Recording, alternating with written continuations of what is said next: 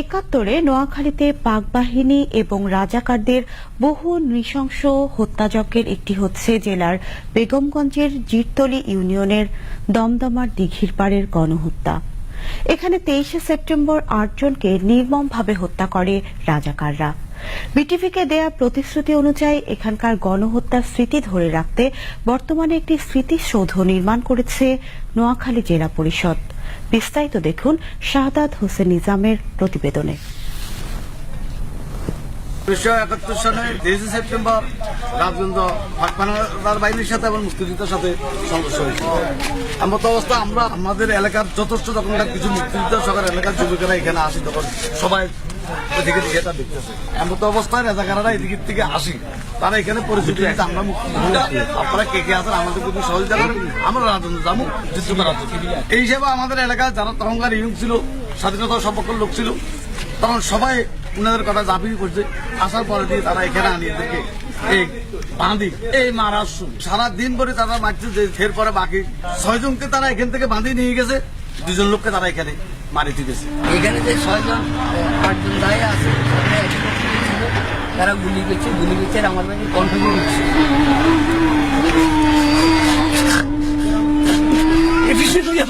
এত ভালো এখানে উনি এখানে তিনি মারা গেছেন। সেদিন রাজাকারদের নৃশংসতা এখানেই থেমে থাকেনি। তারা এখান থেকে আরো 6 জনকে ধরে নিয়ে গিয়ে চৌমুহানী বাজার এবং জেলা শহর মাইজদিতে প্রকাশ্যে ট্রাকে করে ঘোরায়। উদ্দেশ্য ছিল পাক সেনাদের কাছে মুক্তি ধরার কৃতিত্ব জাহির করা। এদেরকে পরে মাইজদি হাসপাতালের পেছনে নিয়ে তাদের দিয়েই গর্ত খোঁড়ায়। তারপর গর্তের পাড়ে দাঁড় করিয়ে গুলি করে হত্যার পর গর্তে ফেলে মাটি চাপা দেয়।